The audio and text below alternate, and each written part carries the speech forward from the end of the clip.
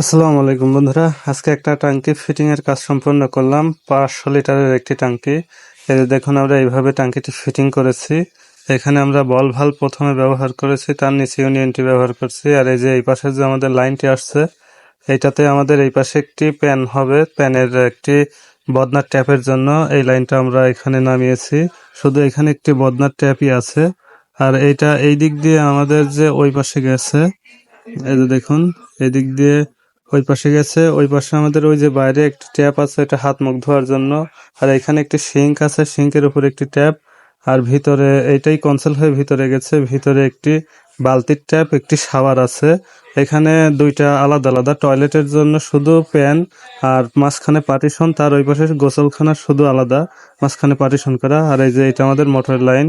এই যে এখানে মোটরের আমরা দুইটা চাবি ব্যবহার করেছি, বল ভাল্ব, একটা দিয়ে লতা পাইপ লাগানোর জন্য, আর একটা টাঙ্কিতে উঠে এসেছে। তো টাঙ্কিটিতে আমরা এটাও কনসোল করে নিয়েছি, যেহেতু সামনে টাইস হবে। এই যে এখান থেকে তুলে আমরা এই দিক দিয়ে এইখানে টাঙ্কিতে ইনপুট করেছি।